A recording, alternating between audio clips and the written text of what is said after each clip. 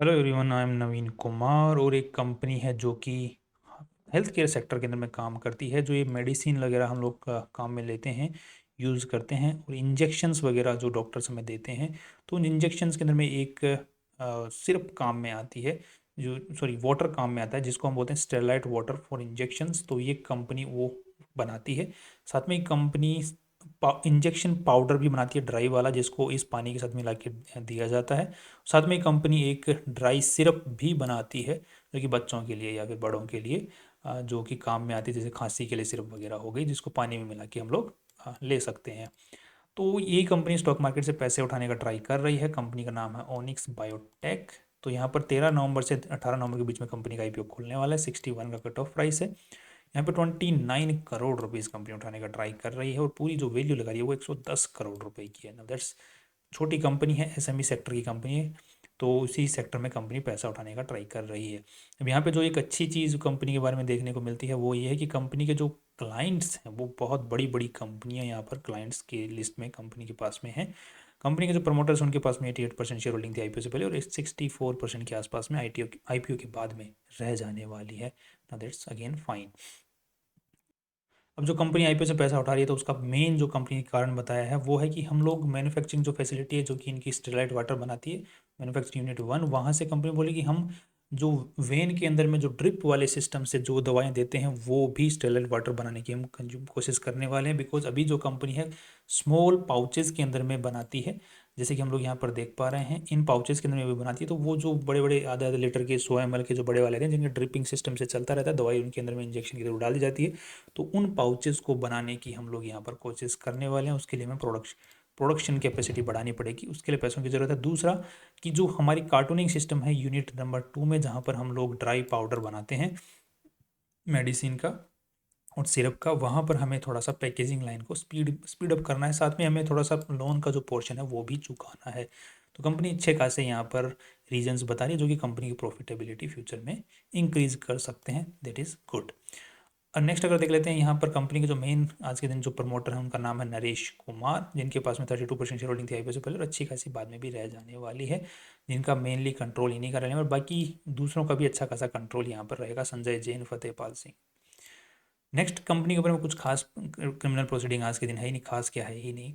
Next अगर company की history corporate की बात करते हैं, तो यहाँ पर कंपनी 2005 के अंदर में खुल चुकी थी। उसके बाद में धीरे धीरे कंपनी आगे बढ़ते बढ़ते अभी 2023 के अंदर में जो कमर्शियल प्रोडक्शन है मैन्युफैक्चरिंग यूनिट 2 का, वो 2023 में ही स्टार्ट किया है। जबकि 2010 के अंदर में कंपनी ने जो यूनिट 1 है वहाँ पर वो पर डे का जो सेटअप कैपेसिटी थी वो 2 लाख यूनिट पर डे के ऊपर में पहुंचा दी थी। दैट इज़ की कंपनी धीरे धीरे आगे बढ़ रही है। अब 2024 के अंदर में कंपनी आईपीओ से पैसा उठा रही है। साथ में ये कुछ कंपनीज हैं जिनके पास में कंपनी जो है अपना जो माल है वो सप्लाई करती है आज के दिन, जिनकी क्लाइंटेल्स हैं। साथ में कंपनी जो ओनिक्स नाम से जो ब्रांड नेम है वो अभी तक रजिस्टर्ड नहीं है। अभी इन्होंने जस्ट अगस्त 2 को अप्लाई किया ही है। तो अभी 6 महीने लग जाते हैं, कई बार 1 साल लग जाता है, कभी ऑब्जेक्शन आ जाता है तो टाइम और भी ज़्यादा लग जाता है। तो अभी तक इनके पास में वो चीज़ नहीं है, इंटेलेक्चुअल प्रॉपर्टी राइट्स नहीं है। नेक्स्ट अगर देखते हैं कंपनी प्रॉपर्टीज़ लैंड्स कितनी है, तो कंपनी जितनी भी ये जो 4 बीघा की है, 10 बीघा है, 1600 स्क्वायर फीट है, 500 स्क्वायर यार्ड है, ये सारी की सारी कंपनी द्वारा ओन्ड हैं। कंपनी खुद ओन करती है इन जगहों को। That is nice. 175 एम्प्लॉइज आज के दिन काम करें, जिसमें 93 प्रोडक्शन में काम करें। That's again nice.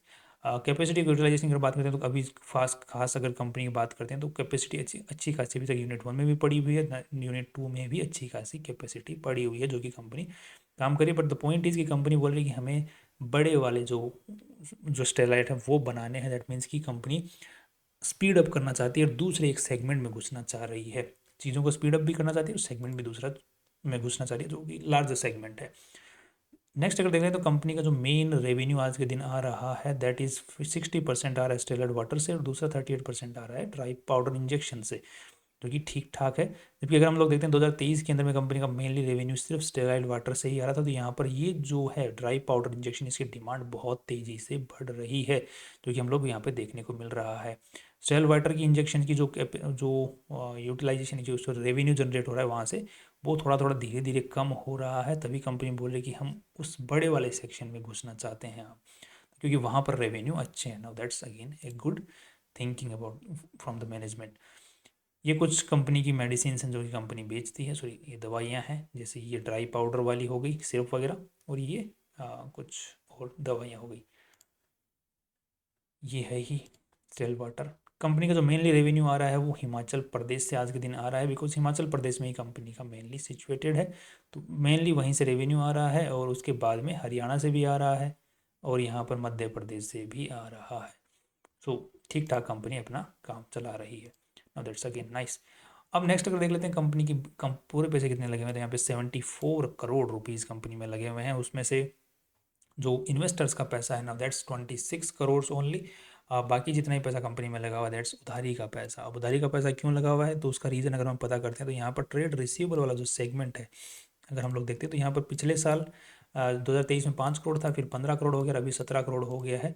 Now that's negative point, because कि कंपनी का रेवेन्यू तो बढ़ ही रहा है, रेवेन्यू के साथ में ट्रेड रिसीवेबल्स बढ़ रहे हैं, ट्रेड रिसीवेबल्स बढ़ रहे हैं, तो कंपनी के पास में और बिजनेस को और बढ़ाने के लिए वहाँ पर पैसा नहीं बच रहा है, तो और बिजनेस को बढ़ाने के लिए कंपनी को लोन लेना पड़ेगा। तो ये जो साइकिल है ये एक विशियस साइकिल है जो कि अच्छी नहीं होती है, तो इससे कंपनी बाहर निकलने का ट्राई करे तो ज़्यादा बेटर ऑप्शन रहेगा आई थिंक।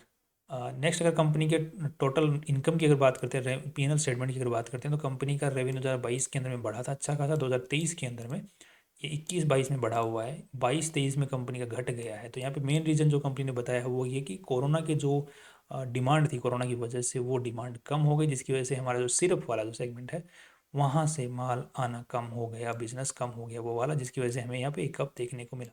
तो अब वापस से यहाँ पर ये ट्रैक पकड़ रहा है, ये इससे भी ऊपर की तरफ में ट्रैक पकड़ रहा है, दैट मीन्स कि अब कोरोना की वाली टेंशन भी यहाँ पर नहीं रही, और स्टिल कंपनी जो है एक वापस ट्रैक पे चढ़ती जा रही है। तो ये वाला जो सेगमेंट है जो कि ड्राई पाउडर वाला, इसमें कंपनी अच्छा खासा फोड़ सकती है फ्यूचर के अंदर में। I am hopeful there. Next company अगर यहाँ पर ये भी एक भी चीज़ और चेक करते हैं, 2024 के अंदर में कंपनी का रेवेन्यू बढ़ा था, और मेनली जो है ड्राई मेडिसिन वाले से बढ़ा था। साथ में अगर उसी के साथ देखते हैं तो कंपनी के एम्प्लॉय बेनिफिट एक्सपेंसेस भी कम हो गए। तो यहाँ पर कंपनी को ज़्यादातर जो एम्प्लॉयज़ हैं उनकी भी कम ज़रूरत पड़ रही है वो सेल वाटर के मुकाबले, जिसकी वजह से कंपनी के जो नेट प्रॉफिट्स हैं वो भी अच्छे निकल पा रहे हैं। Now that's again a nice thing. तो फ्यूचर के अंदर में कंपनी जो है इस साल जो लगभग लग रहा है कि 60 करोड़ का रेवेन्यू जनरेट कर लेगी, और उसी के साथ में प्रॉफिट जो है 4 करोड़ का नेट प्रॉफिट भी निकाल लेगी। तो उसी के हिसाब से अगर हम लोग प्रोजेक्शन वाइज देखते हैं तो कंपनी का 110 करोड़ का वैल्यू लगाया तो लगभग 27 के आसपास का पी रेशियो बन जाएगा प्रोजेक्शन वाइज फॉरवर्ड पी, जिसको अगर हम लोग कंपेयर करके देते हैं कॉम्पिटिटर्स के साथ में, तो यहाँ पर इसका है 136 का पी रेशियो और इसका है 47 का पी रेशियो। तो इनके मुकाबले कंपनी अच्छी कमाई कर रही है जो भी कंपनी ने वैल्यू लगाई है, और साथ में कंपनी का जो प्रोडक्शन सॉरी जो डिमांड है जो पर्टिकुलर पाउडर वाली वो बहुत अच्छे तरीके से बढ़ रही है। तो फ्यूचर के अंदर में हो सकता है कि कंपनी अच्छी रेवेन्यू जनरेट कर ले। Now that's again a nice thing.